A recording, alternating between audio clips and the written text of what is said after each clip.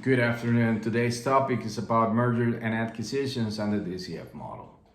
So, Warren Buffett, the legendary investor, often emphasized the importance of understanding a company's intrinsic value.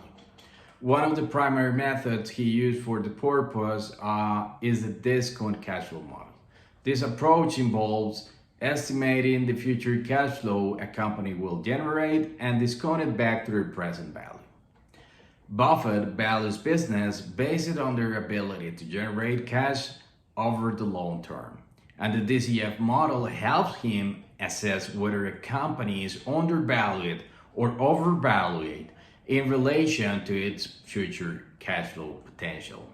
So merger and acquisitions represent strategic transactions wherein companies combine forces through various methods such as mergers, acquisitions, consolidations, or takeovers. These transactions are fundamental components in reshaping industries, promoting growth, and creating shareholders' value. Merger and acquisition activities are often driven by a range of motives. For example, expanding market presence, diversifying product portfolio, assessing new technologies or markets, achieving cost synergies, or consolidating market share. In the context of merger and acquisitions, company valuations plays a significant role in determining the price at which company acquires another. Valuing a company accurately is essential to ensure that the acquired company pays a fair price and maximize the potential return on investment.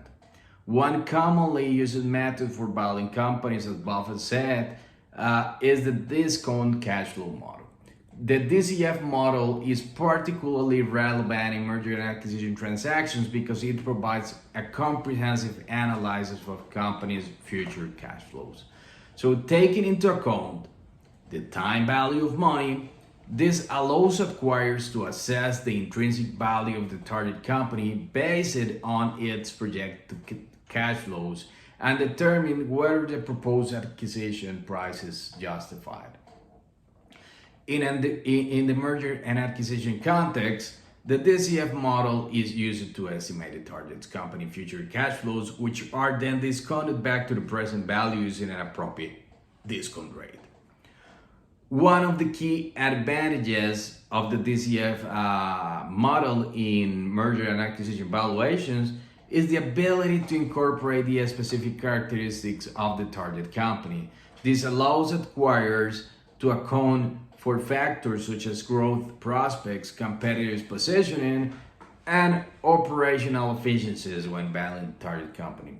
So by projecting the target company's cash flow over a multi-year period, acquirers can gain insights into its potential for growth and profitability. However, it is important to recognize that the DCF model has its limitations in the context of merger and acquisition valuation.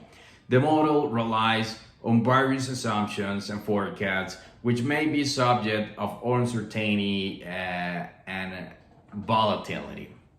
Acquirers must exercise caution when using the DCF model and conduct sensitivity analysis to assess the impact of different variables on the target company valuation. So in merger and acquisition transactions, acquirers may also consider using alternative valuation methods in conjunction with the DCF model to gain a more comprehensive understanding of the target company's value.